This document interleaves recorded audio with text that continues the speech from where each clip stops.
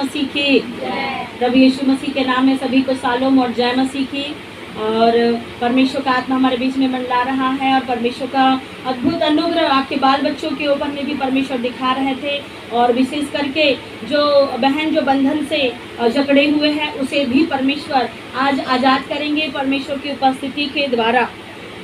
कल के दिन हमारे जीवन में भी एक गवाही थी और बीते दिनों से प्रभु के दास भी परेशान थे और हम भी परेशान थे। गवाहियाँ होती लेकिन दे नहीं पाते हैं क्योंकि भूल जाते हैं, इतना ज़्यादा टेंशन होता है। और समस्याएं थी हमारे साथ में भी, बहुत सारी तकलीफ़ें थी और निराशा में थे। और कल मैं गई समस्या का निराकरण करने के लिए और गई मैं परमेश्वर का धन्यवाद करते करते करते करते प्रार्थना करके गई और परमेश्वर ने अनुग्रह किया। और कुछ बातों में परमेश्वर ने एक बड़ा काम किया। जो काम मनुष्य चिड़ के करते हैं वो काम परमेश्वर उन्हीं के माध्यम से प्रेम पूर्वक करवाता है। याद रखना, अगर परमेश्वर के लोग अगर खुदा के पास सही ढंग से अगर आ जाए तो प्रभु काम करता है। लेकिन हमारे तौर तरीके क्या होते हैं? गलत होते हैं। हम पहले निराश होते हैं, हम पहले टेंशन लेते हैं, उसके बाद में हम ये सोचते हैं और उसी छोटी सी बात को हम क्या करते हैं? बड़ा पहाड़ बना के रखते हैं। ये क्या होगा, ये क्या होगा, ये क्या होगा। लेकिन आपको पता नहीं है कि हमारा परमेश्वर उस परिस्थितियों से बड़ा परमेश्वर है। परिस्थितियाँ छोटी सी है, परिस्थितियाँ आपको दबा नहीं सकती, परिस्थिति आपको जीवन में ऐसा बड़े मौके को ला नहीं सकती है, क्योंकि जो परमेश्वर बड़ा परमेश्वर है वो बड़े बड़े कामों को अपने लोगों के जीवनों में करता है।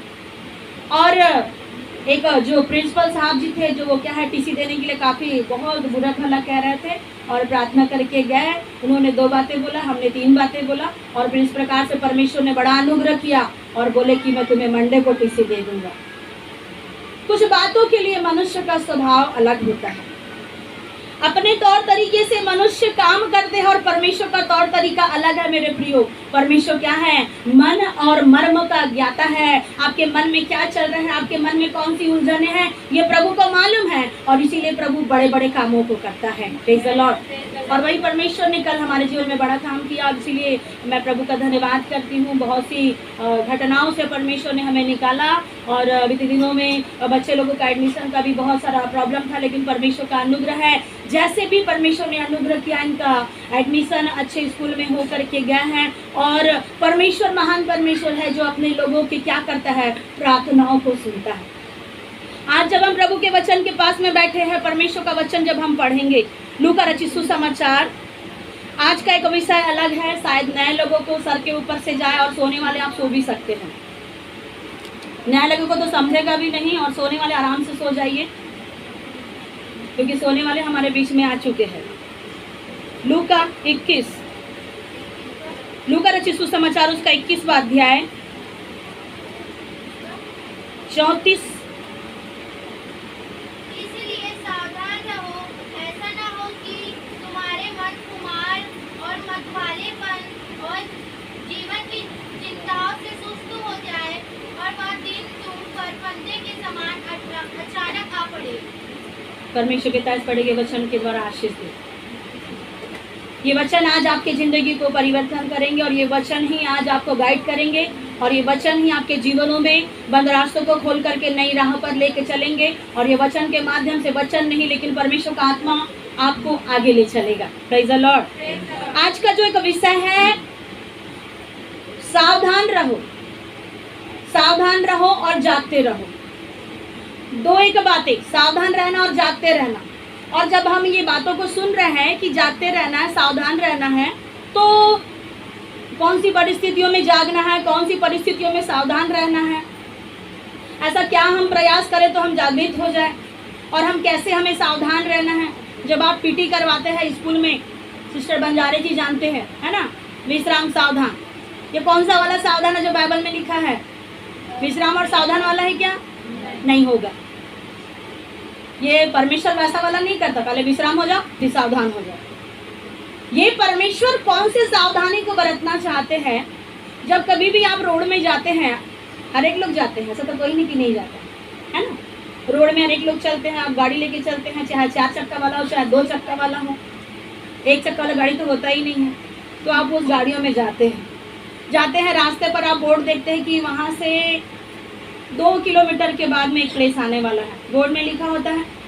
और जब एक ऐसा एक रास्ता रहता है जहाँ पे एक घाटी का रास्ता होता है, तो पहले ही बोर्ड में लिखा जाता है कि सावधान, आगे क्या है, घाटी है। और कुछ रास्ता अगर गड़बड़ रहता है तो भी उसमें लिखा रहता है सावधान, आगे गति अवरोधक है, इसीलिए तुम सावधान हो जाओ। तो सावधान करने का एक बोर्ड का मतलब ये है कि एक जो गाड़ी चलाने वाला व्यक्ति है, अब उसका गाड़ी क्या हो जाए, बैलेंस में आ जाए और सावधानी पूर्वक चले।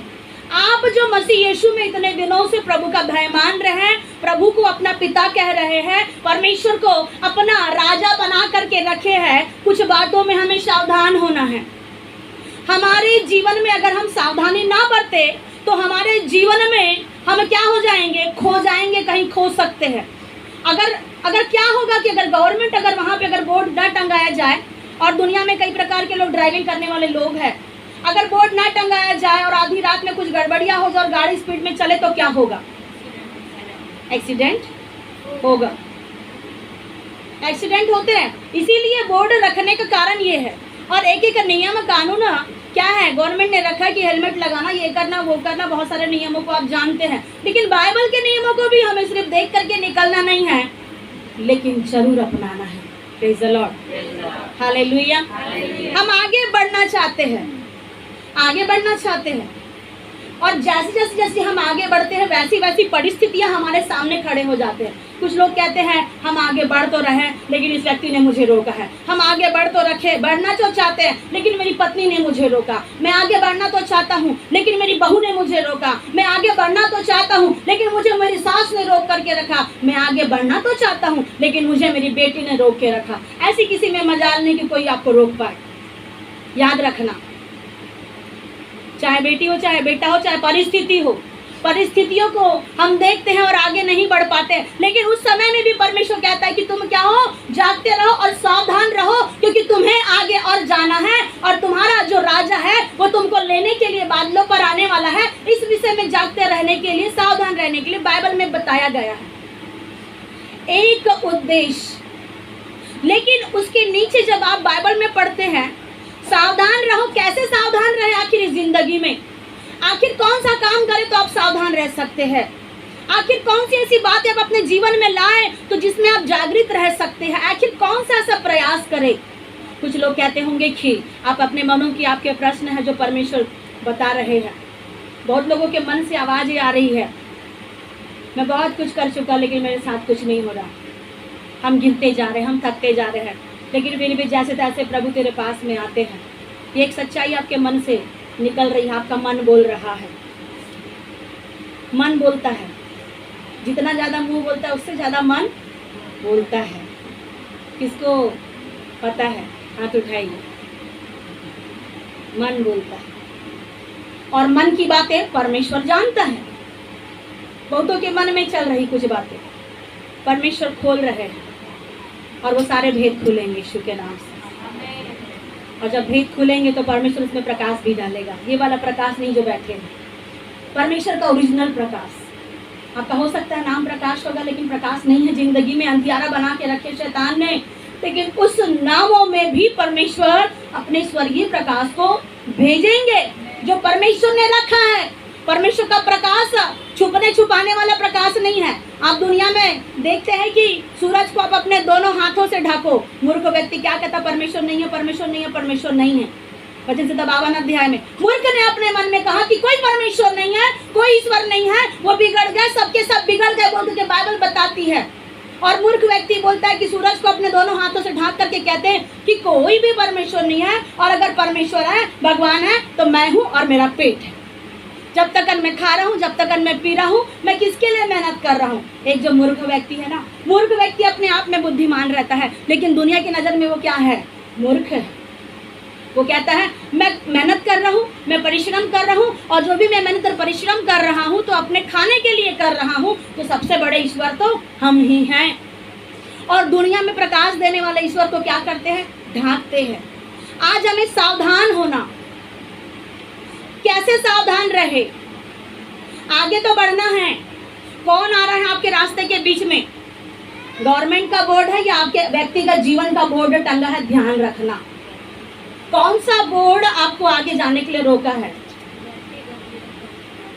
आपके व्यक्तिगत जीवन का, आपके स्वभाव का, आपके चाल चलन का आपने खुद से एक बोर्ड बना के रखा, जिसकी वजह से कुछ बातें आपके जीवनों में आती है। आपको पता है कि कमल का फूल कहाँ खिलता है? सबको मालूम है कहाँ खिलता है। क्या कभी अच्छी जगह पे खिला दिखाने के लिए? इवन अगर गुलाब का फूल भी अगर खिलता है तो उसमें कांटे हैं। ये ना सोचे कि मैं खिल तो गया हूँ, फूल तो गया हूँ, पर मेरे जीवन में कीचड़ लग रहा कैसे? कमल के फूल को मालूम है कितना भी कीचड़ रहे मुझे खिलना है। Praise the Lord. गुलाब के फूल को पता है कितने भी कांटे क्यों ना रहे, लेकिन मुझे खिलना है। वैसे ही आप सावधान होकर के खिलना सीखे। प्रेज़ द लॉर्ड, हालेलुया, बोलो यीशु मसीह की। और जब आप खिलने का प्रयास करेंगे, मतलब मैं चाहती हूँ कि आप अपने जीवन में जागृत होकर के आप बढ़े। कुछ बातें जो आपको हो सकता है कीचड़ रोक रहा है, कांटे रोक रहा है, और कभी हम बोलते हैं कि मुझे ये रोक रहा है, वो रोक रहा है, वो रोक रहा है। आपको दुनिया से कोई मतलब नहीं। हमको दुनिया से क्या काम रहे, हम तो जोगी मसीह के बन जाए। ऐसे जोगी बने कि दुनिया के ढोंगी फेल हो जाए। Praise the Lord. दुनिया के बाबा पंडित लोग बहुत ढोंग करते हैं, हम ढोंगी नहीं, हम जोगी बने। कैसे वाले जोगी? रियल वाले, जो उसके साथ में रहते हैं, और जो उसके साथ में रहेगा वो उसके जोगी बन करके जागेगा, सतर्क रहेगा। पढ़े हमने क्या पढ़ा? 34। इससे सावधान रहो, ऐसा ना हो कि तुम्हारे मन खुमार और मतवालेपन और इस जीवन की चिंताओं से सुस्त हो जाए, और वह दिन तुम पर फंदे के समान अचानक आ पड़े। देखिए यहाँ पे वचन में लिखा है कि सावधान रहो और जागते रहो। जागना किस विषय में है और सावधान किस विषय में रहना है? पहला एक पॉइंट है इसमें कि तुम्हारा मन क्या हो? खुमार का, खुमार के मन ना हो तुम्हारा। वो कुमार वाला भाषा नहीं है, खुमार। क्या कहते हैं खुमार को? इंग्लिश में सर्च करें, हिंदी में सर्च करें, और सर्च कर करके देखो कि परमेश्वर हमें क्या समझाना चाहता है। तुम्हारा मन खुमार का ना हो, इसका मतलब जब आप इसको ढूंढेंगे, इसमें एक बात है। खुमार का मतलब है नशामंद। रहते हैं ना लोग, नशा करने वाले लोग, और उसका अलग अलग सेवन करने वाले लोग आप देखते हैं, उसको कहते हैं खुमार। खुमार करके एक जो यहाँ शब्द दिया गया है, ये बहुत डिफरेंस आपको थोड़ा कठिन भी लगेगा। ये जो लोग, जो खुमार वाले जो लोग हैं, खुमार अपने मन, इनके कहाँ खुमार है? बाहर में है कि मन में है? मन में। मन में खुमार है, और ये खुमार मन के अंदर रखने के कारण इनका जीवन क्या होता है? नशा में चले जाते हैं। और शराब, ड्रिंक, दुनिया भर का सब प्रकार का नशा ले लो, वो सारे हमको गिनने की आवश्यकता नहीं, क्योंकि हम करते नहीं हैं तो हमें गिनना भी नहीं है। अगर आप करते तो आप गिन लो, गिन सकते हैं आप। बहुत से घर के लोग कई प्रकार का अलग अलग नशा करते हैं, तो सबको मालूम है एक एक करके। हमारे पापा बीड़ी पीते थे, हम भी पी के देखते थे, अभी धुआं निकलता है कि नहीं देखते थे। फिर हमारे पापा हमको बोलते थे कि ये गीला कैसा है। फिर उसके बाद में फिर धीरे धीरे धीरे धीरे बच्चे थे, उसके बाद में सुधर गए। फिर हमारे पापा भी सुधर गए तो हम भी सुधर गए। अगर हमारे मम्मी पापा भी बिगड़ते बिगड़ते बिगड़ते इसी खुमार में अगर फंसे रहते, तो हम भी फंस करके आज मसीह सेवा में खड़े नहीं होते। मेरे प्रियो, एक व्यक्ति खुमार में रहता है। देखिए, दो प्रकार का एक नशा है, एक बुद्धि में एक नशा रहता है और एक मन में एक नशा। मन में एक व्यक्ति सोच रहा है कि मुझे वो करना है, वो करना है, वो करना है, तो करेगा कि नहीं करेगा?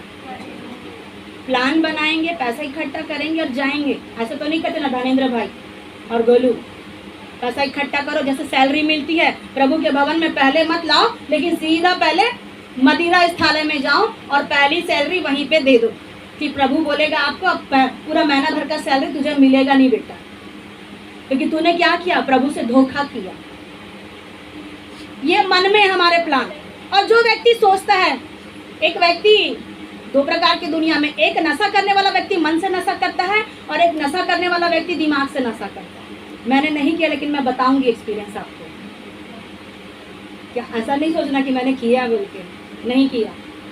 गुटखा, खैनी, तंबाकू, ये सब चीज़ हमको नहीं, हमने इस सब चीज़ों को खाया पिया नहीं, और जो किया तो बता दिया। Praise the Lord, hallelujah.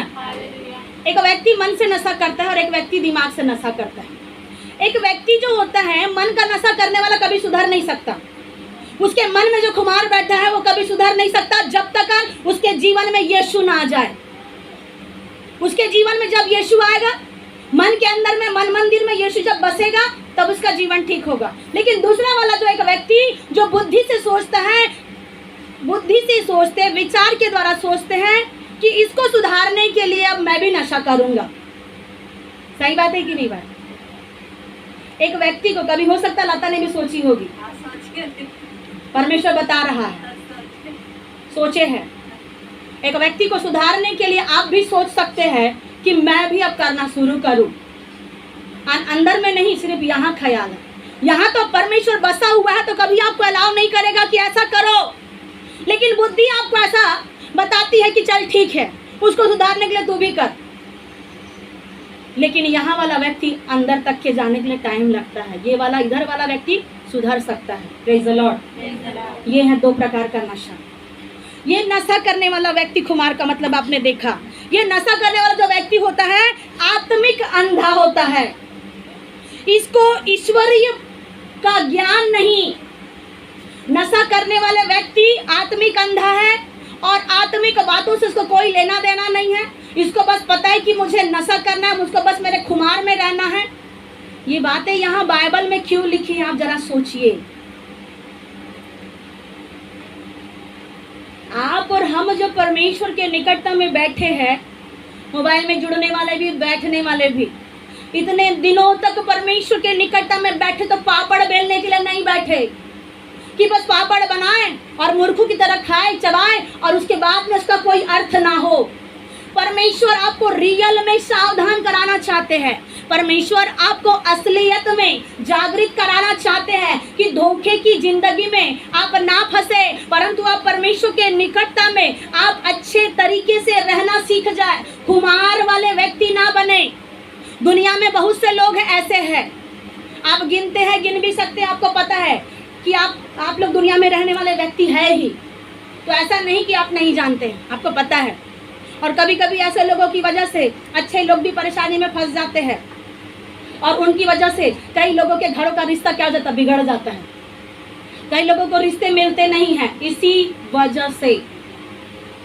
अगर आपके घर के लोग अगर ड्रिंक करते हैं, किसी प्रकार का नशा करते हैं, अगर कहीं पे पता चल जाए, आपके घर के रिश्ते टूट सकते हैं। ये तो एक संसारिक रीति से परमेश्वर समझाना चाहता है कि तुम्हारा मन खुमार में ना हो।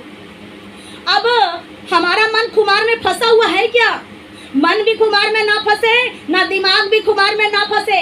लता सिस्टर याद रखे, जब कभी भी आपको ऐसे दिमाग से विचार आते हैं, या भाई या बहन लोग, अगर आपको ऐसे मन में विचार आते हैं कि मुझे नशा में व्यस्त होना चाहिए, ये व्यक्ति ने मुझे टेंशन दिया, अब मुझे नशा कर लेना चाहिए, जाओ करो, फिर बाद में जिंदगी क्या हो जाएगी, गई, टपक से हो जाएगा। क्या आया था और क्या लेके जाएगा। प्रभु ने कहा कि तू कौन है। बाइबल में स्पष्ट परमेश्वर बात करते। प्रभु ने कहा तू कौन है, क्या लेके आया और क्या लेके जाने वाला है। दुनिया के लोगों को पता है मैं खाली हाथ आऊंगा और खाली हाथ जाऊंगा, लेकिन जब आप जाए तो आशीष को लेके जाए। Praise the Lord. खाली हाथ जाने वाले ना बने। जब आप प्रभु के भवन में आते खाली हाथ तो आते, लेकिन आशीष को लेके जाते हैं। ये खुमार अगर आपके मन में होगा या बुद्धि में होगी, आप इसे निकाल दें। और कैसा खुमार हमको रखना चाहिए? आत्मिक खुमार रखो ना। Praise the Lord. आत्मिक खुमार रखो, आत्मिक नशा रखो, आत्मिक गीत गाने का नशा रखो, आत्मिक भजन कीर्तन करने का नशा रखो, आत्मिक वचन में बैठने का नशा रखो, संगति में बैठने का नशा रखो, जो आत्मिक होना चाहिए। Praise the Lord. Hallelujah. Bible कहती है कि खुमार के मन के ना हो, लेकिन परमेश्वर कहता है अगर तुम्हारा मन खुमार हो गया है तो आत्मिक रीति से जुड़ जाओ, और ऐसा तुम में नशा आए कि तुम क्या है, ईश्वरीय प्रेम का नशा हो जाए। कौन सा प्रेम का? ईश्वरीय प्रेम। जो संसारिक प्रेम का नशा करता है वो संसार में चिपकता है कि नहीं? और जो ईश्वरीय प्रेम करेगा वो ईश्वरीय प्रेम के साथ में चलेगा, और परमेश्वर उसके बुद्धि के साथ में बड़ा काम करेंगे। Praise the Lord. आज परमेश्वर आपको सावधान कर रहे हैं। पहला पॉइंट आपने सुना। दूसरा पॉइंट, मतवालेपन, इसका भी मतलब मिलता जुलता है। परमेश्वर सावधान करा रहे हैं, यहाँ से जितने भाई और बहन हैं सावधान हो जाए। इन दिनों में बहुत से लोग सावधान हो रहे, यीशु आने वाला, यीशु आने वाला, यीशु आने वाला। ठीक है, आने वाला है, आपका खुदा आने वाला है, आपका पिता, आपका राजा, आपका बादशाह और मेरा राजाओं का राजा और शहंशाह आने वाला है। उस बातों को तो हम जानते हैं, लेकिन क्या तैयार है? तैयार है क्या? और तैयारी करे तो कैसी तैयारी करे? आज एक व्यक्ति को चर्च में बैठने के लिए जगह नहीं मिलता तो दूसरा व्यक्ति का मुंह खराब। एक व्यक्ति के साथ में कुर्सी मिली, दूसरे को नीचे बैठने मिला तो मूड खराब। ये तैयारी है। एक व्यक्ति को कम खाना मिला, एक व्यक्ति को ज्यादा खाना मिला, मूड खराब। ये तैयारी है स्वर्ग जाने की। यही लेके जाओगे यहाँ का, धरती की सारी चीजें। प्रभु मैंने आज खाना खाया, कल नहीं खाना खाया। आपको बोलेगा प्रभु जा तू वहीं पृथ्वी में चला, तेरा मेरे पास कोई काम नहीं है। खुमार हो रहे हैं, उस खुमारपन से बाहर निकलो। आत्मिक लाइन में भी आने के बावजूद भी अगर आप नहीं सुधर रहे, नहीं सीख रहे हैं, जीवन में परिवर्तन नहीं आ रहा है, तो अभी भी आप खुमार में हैं। संसार का नशा, किसी व्यक्ति को बहुत सारा नशा रहता है। एक एक बात अगर खोल के बताया जाए तो फिर आप फिर बैठे रहोगे और विवाह की तैयारी में जो हो चुका है उधर फिर टाइम लग जाएगा। अपने पेट को खाली रखिएगा। 1 बजे जरूर ख़त्म कर दूँगी, प्रेज़ द लॉर्ड। 1 बजे मैं बराबर ख़त्म करूँगी और अगर बढ़ेगा तो अभी भी प्रयास करेंगे। एक व्यक्ति को नशा रहता है संसार की चीज़ों का। संसार में बहुत सी चीज़ें है, गर्लफ्रेंड बॉयफ्रेंड का नशा, लड़कियों का नशा, लड़कों का नशा, मोबाइल का नशा, टीवी का नशा, कपड़ों का नशा, स्प्रे का नशा। क्या क्या चीज़ आप करते हो बताओ, बताते जाइए। क्या क्या चीज़ का नशा है? पेट्रोल ज़्यादा डलवा और घूमने का नशा। एक व्यक्ति को ले जाए और फिर घूमने का नशा। अलग अलग नशा है। कुछ चीज़ों का जो नशा है उसको आदत मत बनाओ। अगर जो व्यक्ति किसी चीज़ को आदत बना लिया है वो ये एक नशा है ना भाई लेकराम। ज़्यादा जिस चीज़ों को अगर आप करते रहो वो एक दिन नशा बन जाएगा और वो छूटता नहीं है। आइए नशा करने के लिए, वो वाला नशा नहीं, आत्मिक नशा में। Praise the Lord. नशा छूटता नहीं है लोगों का। क्या करो दीदी, मैं वहाँ फंस गए रहूँ, है ना। साहब जी आए हैं, प्रेज़ द लॉर्ड। करते रहो नशा, कि जिस दिन प्रभु दिखाएगा ना अपना नशा तो कहाँ रहोगे। प्रभु को धोखा मत दो, परमेश्वर को धोखा नहीं देना। आप मनुष्य को धोखा दो, अपनी बीवी को धोखा दो, अपने परिवार को धोखा दो, आप दुनिया को धोखा दे दो, लेकिन उस खुदा को धोखा कभी मत देना, क्योंकि उसने आपके जीवन का निर्माण किया है। उसने आपकी देह को बनाया है। आप उसी परमेश्वर के साथ में रहना सीखो। संसार के खुमार में, नशे में ना रहो। दूसरा पॉइंट है मतवालापन। अब ये मतवालापन का मतलब क्या है बताइए भाई लेकराम। मतवालेपन का मतलब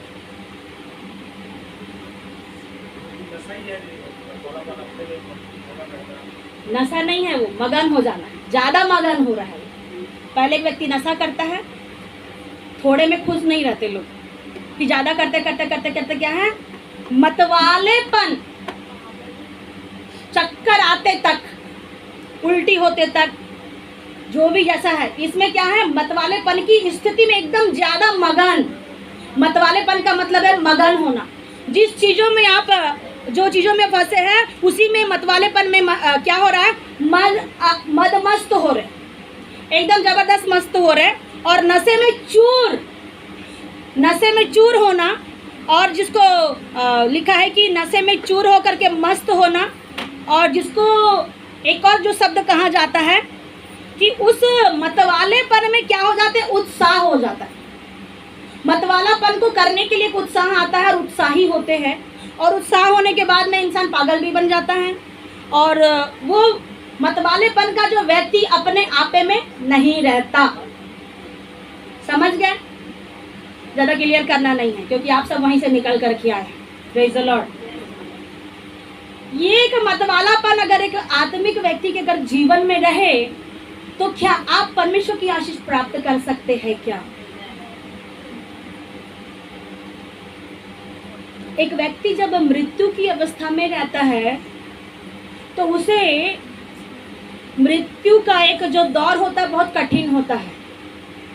बाइबल में लिखा है अगर एक व्यक्ति को अगर मृत्यु के समय में अगर ज़्यादा कठिनाई हो रही है तो उसे एक आध ढक्कन क्या है दे दो ताकि वो व्यक्ति को ज़्यादा समझ में ना आए, ज़्यादा उस व्यक्ति को दुखी ना हो। और हमारे पापा का भी एक ऐसा चाह रहे थे, लेकिन पर हमारी माता जी ने ऐसा नहीं दिया उनको।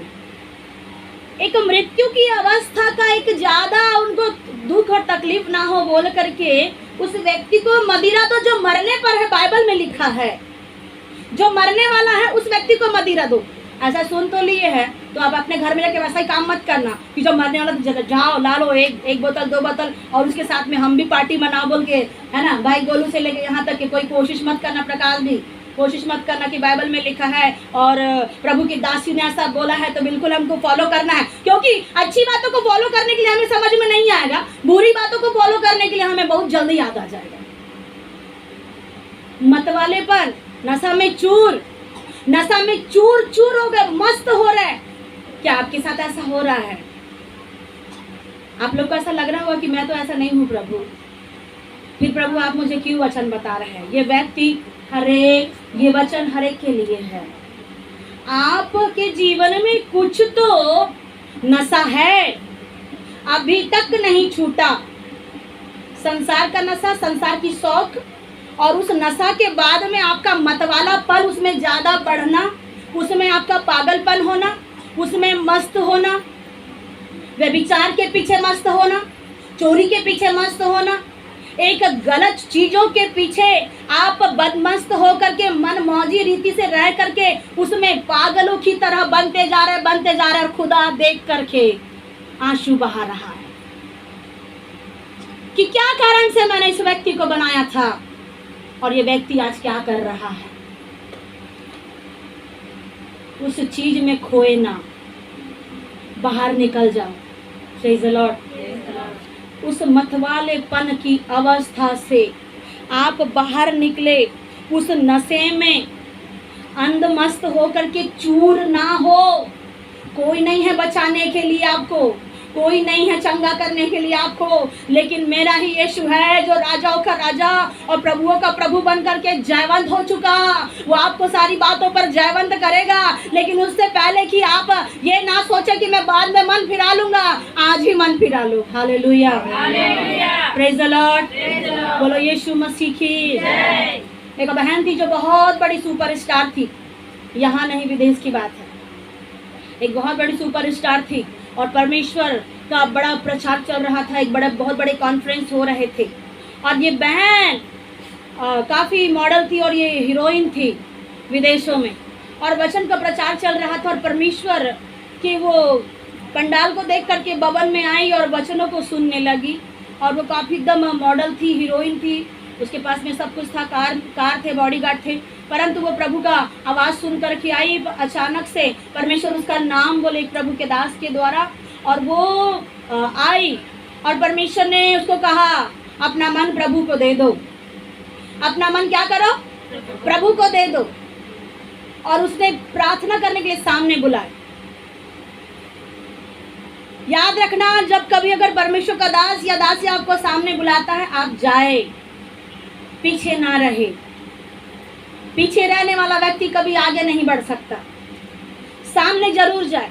ये जो फिल्म स्टार थी विदेश की, ये दौड़ते सामने तो जाना चाह रही थी, लेकिन उसको बहुत सारे कॉल ने रोका, बहुत सारी बातें उसके पास में आने लगी और वो कहने लगी कि फादर जी मैं क्या करूँगी, मैं थोड़ी देर के बाद में जाती हूँ, मैं आती हूँ, मैं आप जो भी बोल रहे हैं मैं आपका बात बाद में सुनूंगी। ऐसा बोल करके वो वहाँ से निकल गई। थोड़ा ही कुछ 10 कदम की बस दूरी थी, जैसे आप लोग पलंग में बैठे और यहाँ पे ये 10 कदम की दूरी पर ही थी और उतने में ही उसको बाहर चले जाना पड़ा। लेकिन उन्होंने ये नहीं सोचा कि मैं इतना करीब में प्रभु की निकटता में आ गई तो और चले जाओ। वो वहीं से वापस हो गई और वापस होने के बाद में ठीक 10 मिनट के बाद एक बहुत बड़ा ऑन द स्पॉट एक्सीडेंट हुआ और वो बहन जो सुपरस्टार थी दुनिया में नहीं रही। बताने का मेरा ये मतलब है कि जो समय में परमेश्वर आपको अपना मन देने के लिए कह रहा है, उस समय में परमेश्वर को अपना मन दे दो। नशा में, मतवालेपन में खो करके प्रभु से अगर आप दूर रहोगे, आने वाले दिन में आपके साथ में क्या होगा आप नहीं जानते। इससे बेहतर यही है कि अपना मन खुदा को दे दो। Praise the Lord. मतवालेपन से बाहर निकलो, मंद मस्त ना हो, नशा में चूर ना हो। अगर नशा में अगर चूर होना भी है तो आत्मा में हो जाओ। Praise the Lord. आपको पता है पेंतिकोस्त के दिन में जब वो लोग इकट्ठे थे, आत्मा में मस्त थे, ऐसा नशा, आत्मा का नशा उनके जीवन में था कि वो लोग हट नहीं रहे थे। आज भी आप बहुत बड़े बड़े सूरवीरों को, पंडितों को, पुरोहितों को देखते हैं, आज या पहले, आजकल के जमाने के जो पंडित पुरोहित है वो तो अलग अलग रॉन्ग टीचिंग को देते हुए, कभी ये बाबा कभी वो बाबा, सब प्रकार के बाबा आजकल दुनिया में आ गए हैं। आप कौन से बाबा का सुनेंगे मुझे पता नहीं, लेकिन यीशु बाबा का ही सुनो। Hallelujah, praise the Lord. बहुत से बाबा लोग अलग अलग गाइडेंस करते हैं। आपको क्या समझ में आ रहा है मुझे नहीं मालूम, लेकिन सही बातों को पकड़ना, गलत बातों को छोड़ना है, सही बातों को पकड़ना है। और यहाँ पर पहले के जब जो साधु और जब बाबा लोग जो हुआ करते थे, इन लोगों की भक्ति की अगर आप साधना अगर आप देखें तो उनकी बराबरी आज के विश्वासी नहीं कर सकते। उनकी भक्ति की साधना में जो ताकत थी, उनके भक्ति की साधना में जो एकदम आत्मिक मगन वो लोग रहा करते थे। प्रेरितों के काम 2 अध्याय में उसी विषय में लिखा है कि ये लोग क्या थे, एक इकट्ठा थे और आत्मा में मगन थे और आग की जीवें फटती हुई दिखाई दे रही थी। आज एक बच्चा क्या कू करेगा तो प्रार्थना से दिमाग हट जाता है, आज एक चींचा हो जाता है तो प्रार्थना से मन हट जाता है। हम कैसे, हमें क्या होना है, हमें कैसा मत वाला होना है, संसारिक मत वालेपन में ना रहे, आत्मिक मत वालेपन की अवस्था में आ जाए, बगैर पवित्र आत्मा के ना रहे। प्रेज़ द लॉर्ड, हालेलुया, बोलो यीशु मसीह की। तीसरा पॉइंट, जीवन की चिंताओं से सुस्त होना। मतवालेपन में एक पॉइंट पढ़ेंगे, इफिसी 5:18। इफिसियों 5:18। Praise the Lord. यहाँ लिखा है कि इफिसी 5:18 में और 1 थिस्सलुनीक 5:7 भी निकाल लीजिए। दाखरस से क्या हो, मतवाले मत बनो। इससे क्या होता है, लूचपन। जब एक व्यक्ति अगर मतवाला हो जाता है तो फिर वो अपने आप में फिर उसको तो फिर शुरू हो जाता, फिर मैं कौन हूँ तुम कौन हो, वो फिर अपना एक ऐसा दाखरस पी करके, क्या लिखा फिर से पढ़िए, दाखरस से मतवाले ना बनो क्योंकि इससे लूचपन होता है। दाखरस पीने वाला जो ज्यादा मतवालेपन में जो रहता है उसमें ऐसा एक मंद मस्त और मगन होकर के रहता है, जिसके वजह से क्या होता है, लूचपन। अपने ही लोग अपने आप को समझ में नहीं आते। 1 थिस्सलुनीक 5:7। क्योंकि जो सोते हैं वे रात्रि को सोते हैं और जो मतवाले होते हैं वो रात्रि को मतवाले होते हैं। देखो, लोग मतवाले होते हैं कौन से समय में, रात को। दिन में हम लोग अपना काम करेंगे, रात में मतवाले होंगे। जो क्या करते हैं, जो सोते हैं, जो दिन को ही सोते, क्या लिखा फिर से पढ़िए, क्योंकि जो सोते हैं वे रात्रि को सोते हैं। सोने वाले रात्रि को सोते हैं। दिन में अगर आप एक आध झपकी सोए तो सोए, नहीं तो आपको दिन में नींद नहीं आती। सोने वाला रात को सोता है। फिर और जो मतवाले होते हैं वे रात्रि को मतवाले मतवाले जो होते हैं वो भी रात ही में मतवाले होते हैं। इस मतवालेपन की वजह से क्या होती है, आपका अपने ही आपस में लोगों के द्वारा, लूचपन के द्वारा एक फूट पड़ सकती है। इसीलिए सावधान हो जाए, कहीं ये मतवालापन आपके जिंदगियों में, कभी कभी ऐसा होता है कि हम आपस में एक व्यक्ति को, हम ज्यादा एक व्यक्ति का प्रेम हो जाता है, दूसरा व्यक्ति देख करके चिढ़ने लगता है। एक ऐसा मतवालेपन में हम खोए हैं ताकि अपने प्रिय जनों से हमें क्या है, रिश्ते और नाते। कलीसिया वाले याद रखना, आप इतने ज्यादा संसार में मतवाले ना हो कि आपको आपके रिश्ते नाते समझ में ना आए। मेरा पति कहाँ है, मेरी पत्नी कहाँ है, मेरा बेटा कहाँ है।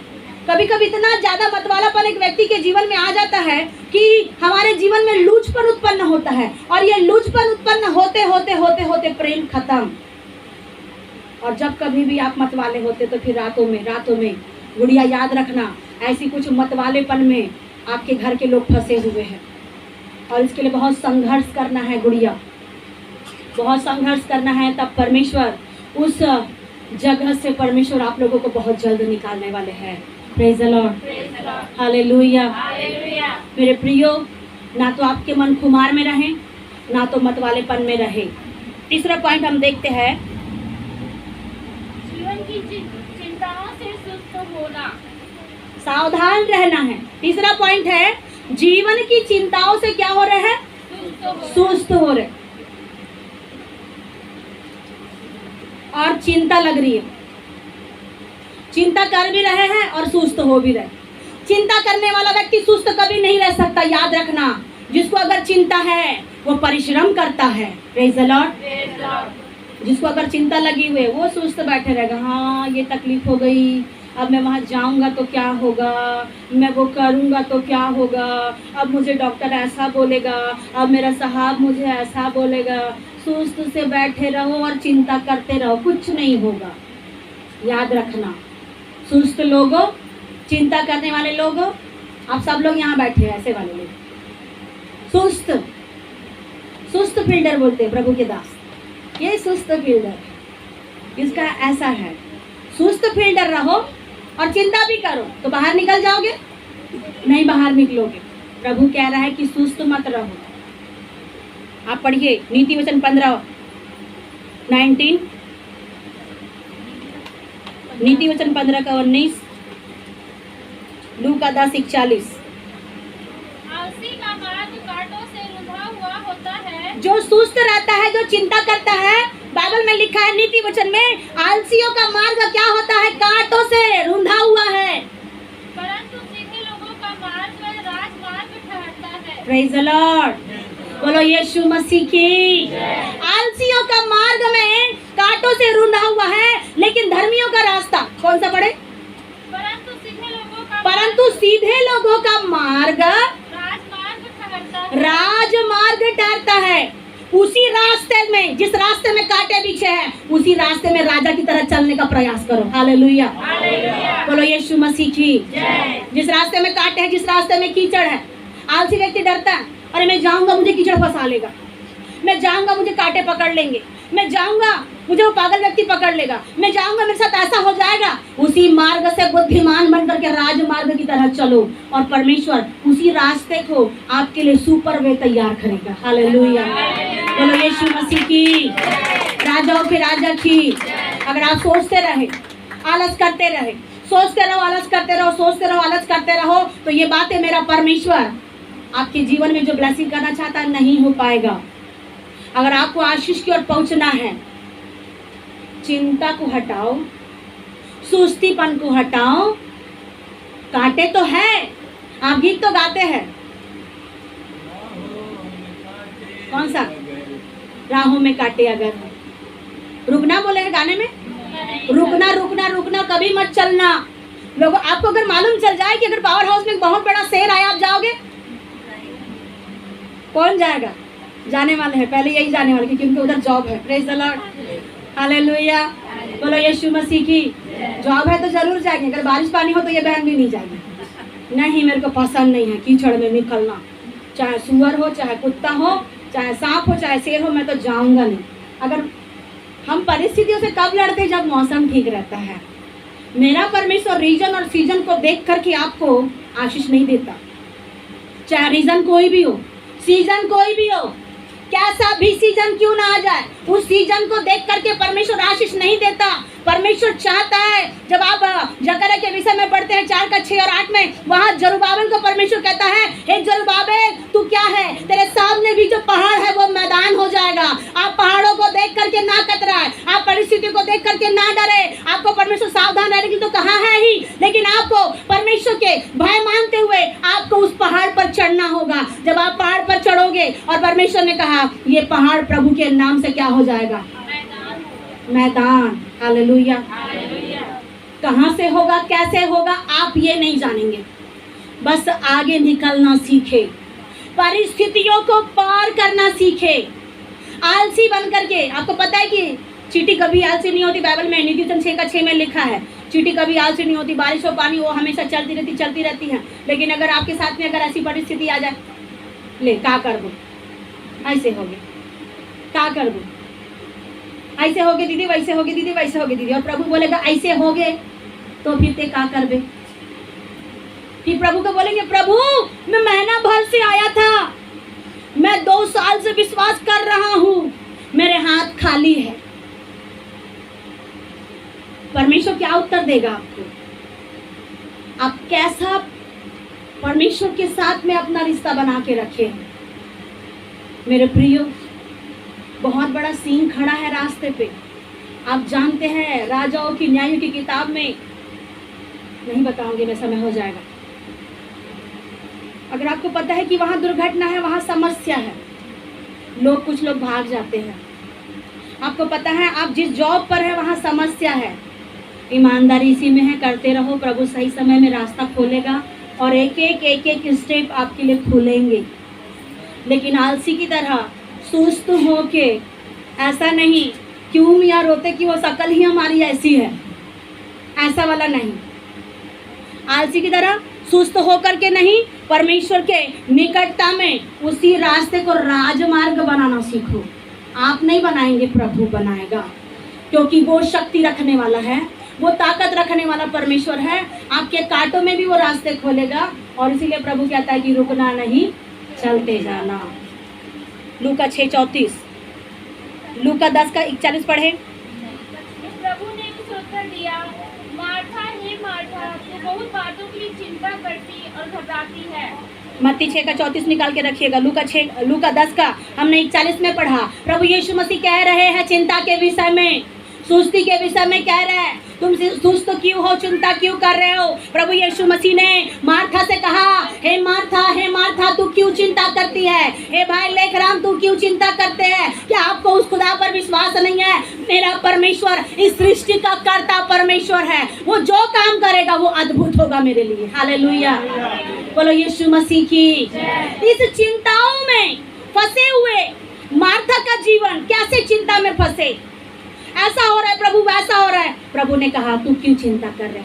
आज आप जिस चिंता में फंसे हो, आज आप जिस भी बातों में सुस्त होकर के चिंता करके रुके हैं, प्रभु चाहता है, हे यरदन नदी तुझे किसने रोका कि तू उल्टी बही, अब सीधे चलो।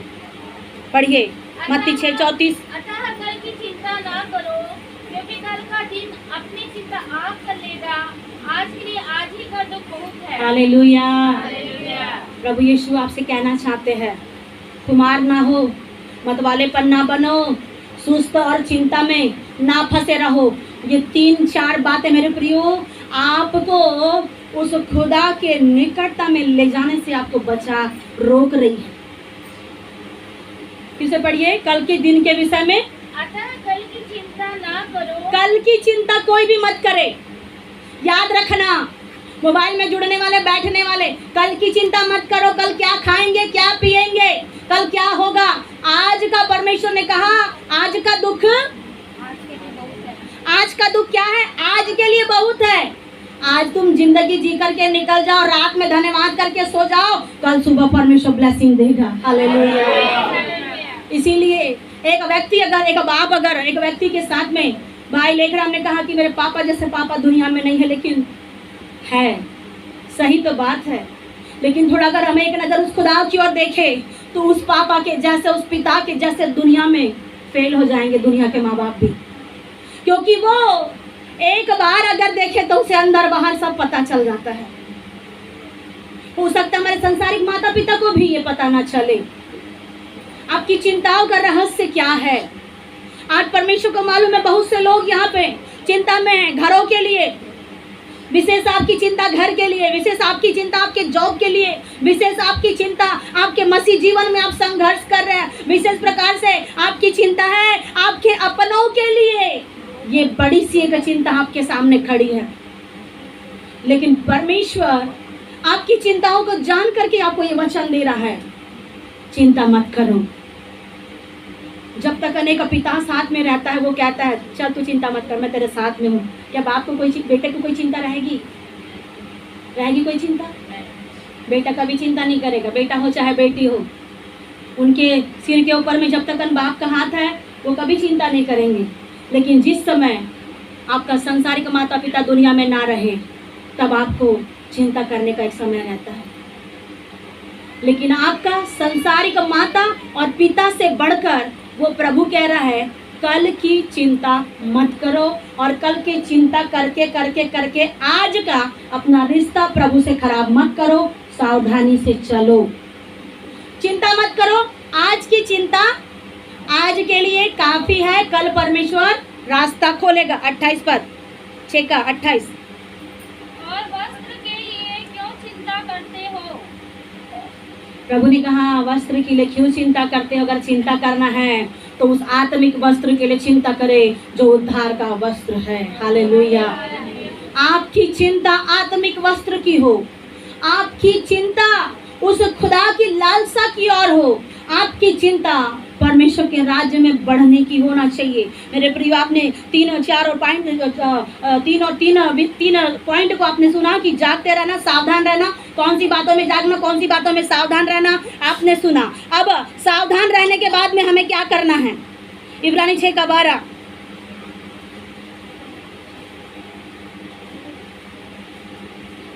लूका 21 35-36 पढ़े, जिसको पढ़ रहे थे। क्योंकि वह सारी पृथ्वी के सब रहने वालों पर इसी प्रकार आ पड़ेगा। इसलिए जागते रहो और हर समय प्रार्थना करते रहो कि तुम इन सब आने वाली घटनाओं से बचने और मनुष्य के पुत्र के सामने खड़े होने के योग्य बनो। Praise the Lord. प्रभु ने कहा ये सारी बातों से मैं बचने के बाद में तुम क्या रहना? मनुष्य के पुत्र के सामने खड़े रहने के योग्य क्या करना है? बनो। किसके सामने खड़े रहना? आपको एक दिन न्याय आसन के सिंहासन के सामने हर एक व्यक्ति को खड़े होना है। इसीलिए प्रभु कह रहा है कि सावधान रहो अपनी इन बातों से। सावधान रहने के बाद में आप खड़े रहने के लायक बनो।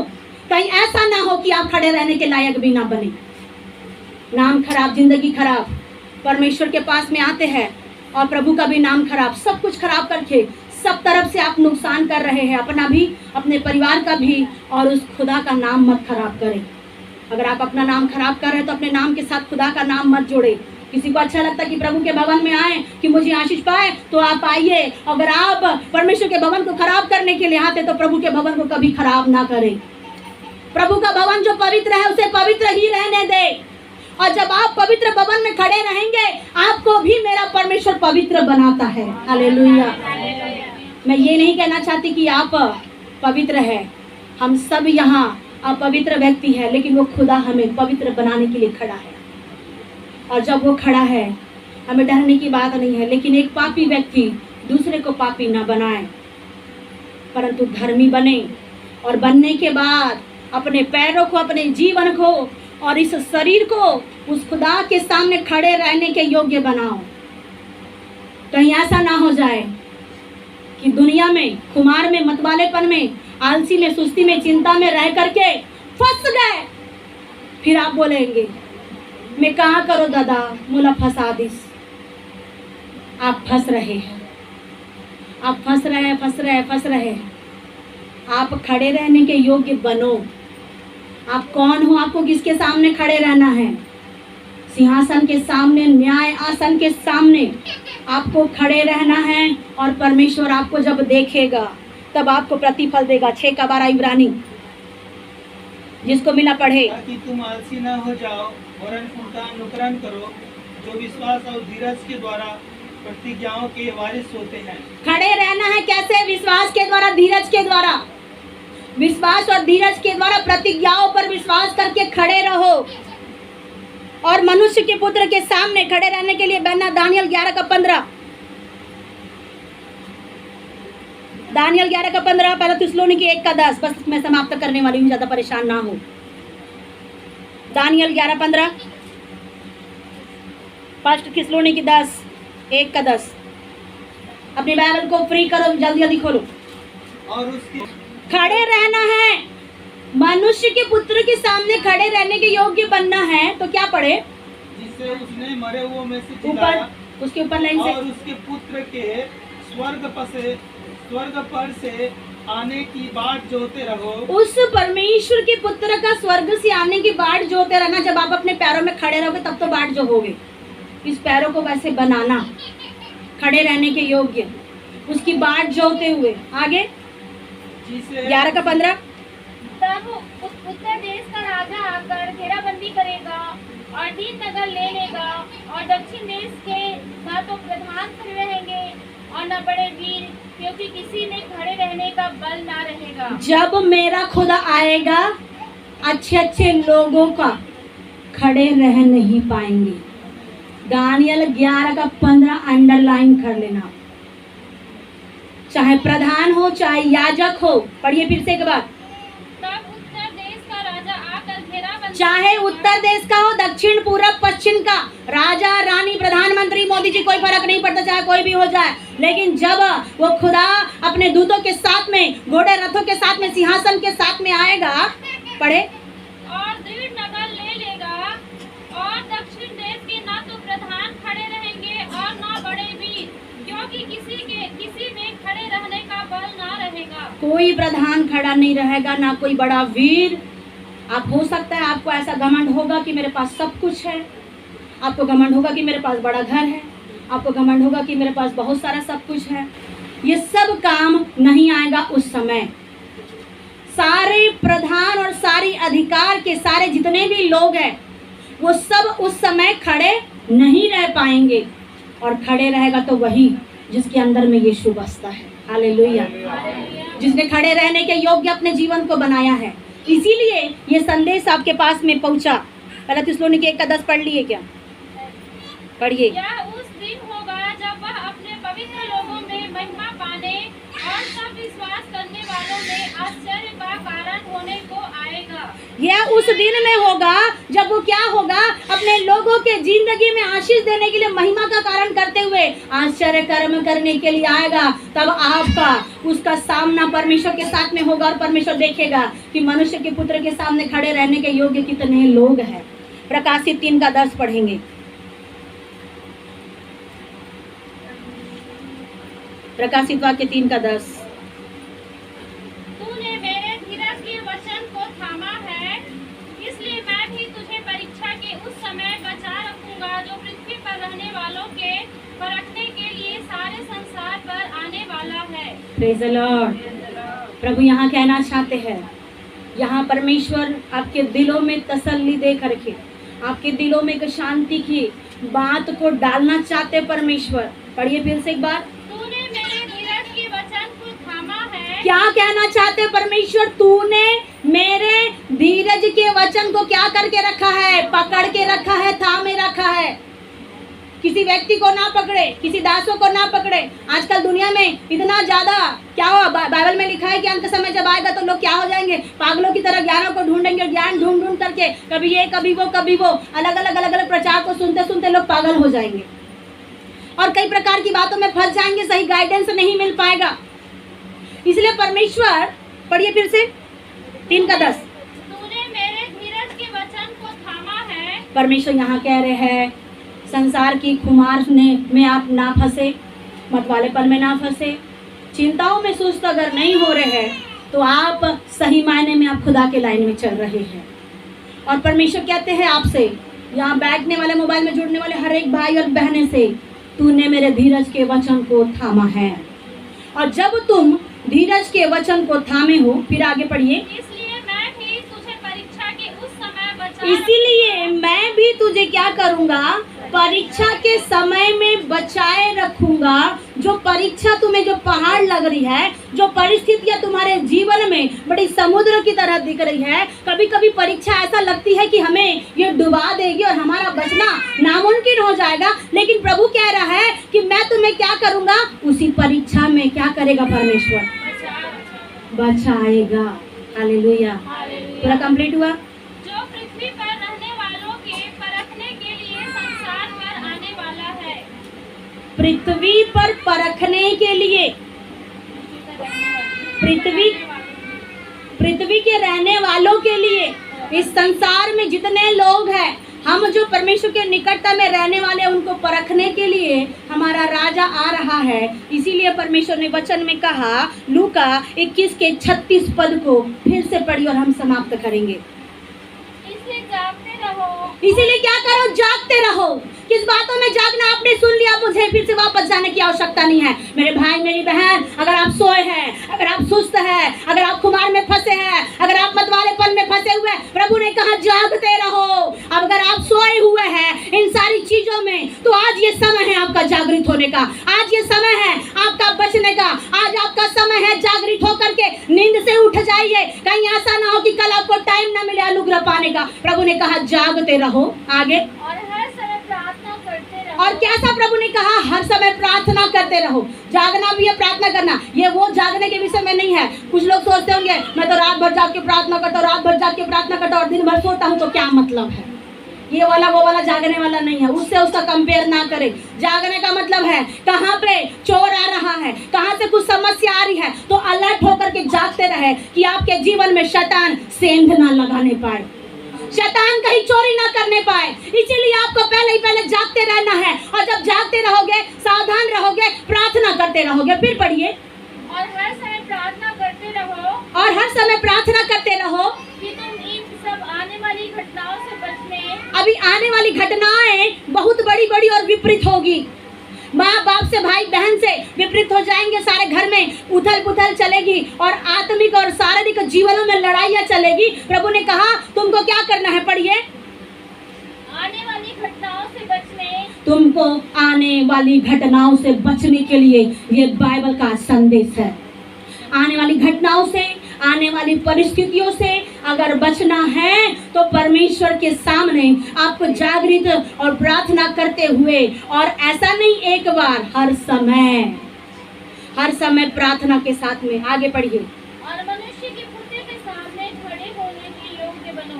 कौन सी बातें हमारे जीवन में आएगी तब हम परमेश्वर के सामने खड़े रहने के योग्य बनेंगे? आप यहाँ 36 पद को अंडरलाइन करें और दिल में एक बात बिठा ले, ठान ले कि मुझे परमेश्वर के पुत्र के सामने खड़े रहने के योग्य बनना है। जागने वाले बोले हालेलुया। अभी तक सोने वाले को ध्यान नहीं दिया गया बोलकर के अच्छा सोए है। धन्यवाद प्रभु, आशीष दे आपको ताकि दोबारा ना सोए। आमीन। परमेश्वर यहाँ पे हमें बताना चाहते कि खड़े रहने के लिए कौन सी बातें हैं। अगर आपको एक मोदी जी के पास में अगर जाना है, भाई जितेंद्र, भाई नरेंद्र, भाई धनेंद्र, लेखराम, अगर आपको मोदी जी के पास में जाना है, आप ऐसे जाओगे? चप्पल ऐसा पहन के, ऐसे बिना ब्रश किए, और कैसे जाएंगे? दीपिका जी तैयारी। गोलू कैसे जाओगे? गोलू तो हफ्ता भर से तैयार करेगा, मुझे पता है, क्योंकि इतना एक्साइटेड है। हफ्ता भर पहले से तैयार होंगे और वो दिन, वो तारीख किसी को देंगे नहीं और बोलेंगे आज मेरा अपॉइंटमेंट है।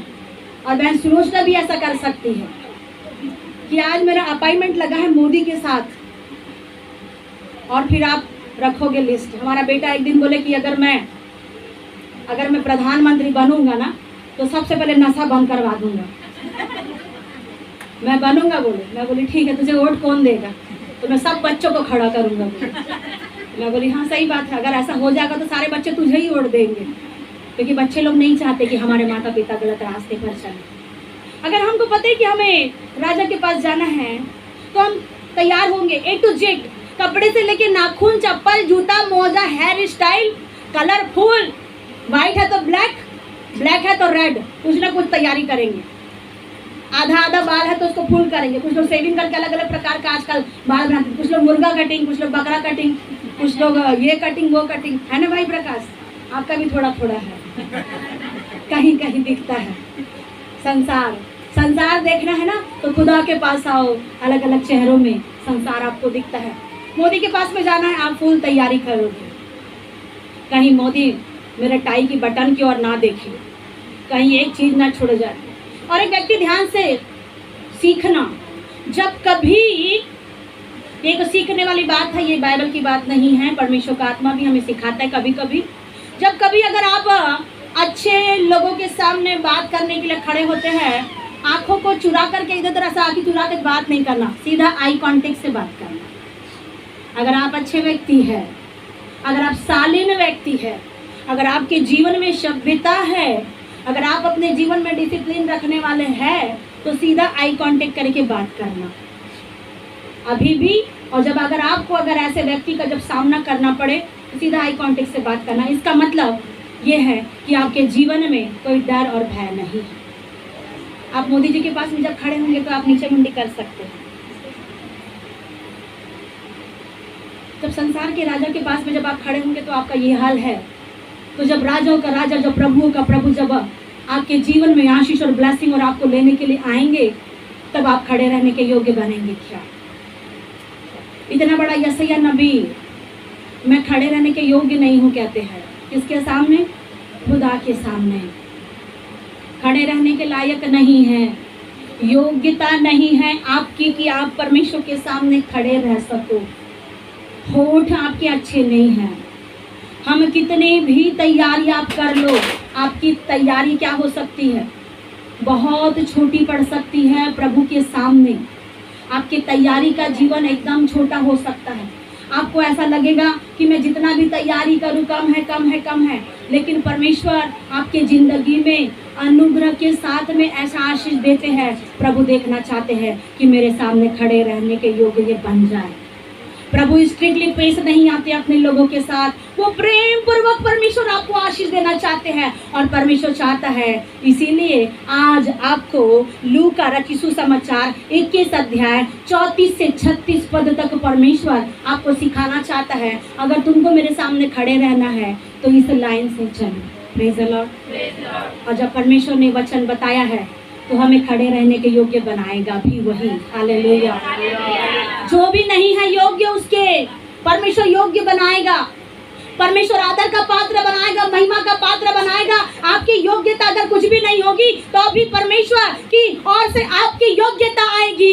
जिस रास्ते पर जो चीजें चल रही है, आपकी योग्यता को परमेश्वर ऐसा वे को बदलेंगे ताकि आपके रास्ते खुलेंगे और आप खुदा के सामने बड़े अच्छे से रहेंगे। कुछ लोगों को डर लगेगा। मैं सोचती हूँ यहाँ पे मेरा संदेश का अंत में करना चाहती हूँ। कुछ लोगों को डर और भय होगा कि जिस समय खुदा आएगा तो मैं क्या बोलूँगा, क्या बोलूँगा, क्या बोलूँगा।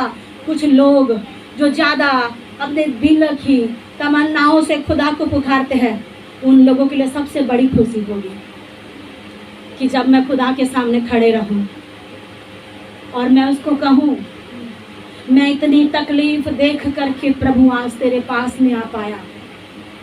कितने लोग ऐसे हैं जिनको ऐसा सच में लगे कि मैं कम से कम अगर चला भी जाऊं प्रभु के पास खड़े रहने के योग्य। कुछ लोग तो पहले फूट फूट करके यीशु के पैरों में रोएंगे कि मैं नहीं आ सकता था इस लाइन तक, लेकिन प्रभु तूने ही लाया है। ये बहुत से आत्मिक लोग जो है, ये उनकी दुआएं होगी उस समय। और जो ज़्यादा सांसारिक लोग हैं वो तो बोले बस कैसा भी करें हमें तो जाना मिले। लेकिन जिनका जीवन बगैर प्रभु के नहीं चलता, वो लोग अपने जीवन को बना भी रहे हैं। और सबसे पहले आंसुओं से, जैसे उस पापी स्त्री ने यीशु के पैरों को धोया, वैसे कई लोग आंसुओं से उसके पैरों को भिगाएंगे कि मैंने इतनी परिस्थितियों का सामना किया प्रभु, और फाइनली आज आप मुझे मिल गए। हालेलुया। बोलो यीशु मसीह की। प्रभु ने कहा मैं उनका परमेश्वर हूँगा, वो मेरे लोग होंगे, मैं उनमें बसूंगा, मैं उनमें चलूंगा फिरूंगा और मैं उन्हें फिर कभी नहीं त्यागूंगा। हालेलुया। परमेश्वर के सामने जब खड़े रहने के योग्य जब आप बन जाते हैं, परमेश्वर ने कहा अनंत जीवन इसका है। हालेलुया। प्रभु इस पर गए वचन के द्वारा हर एक को आशीष दे।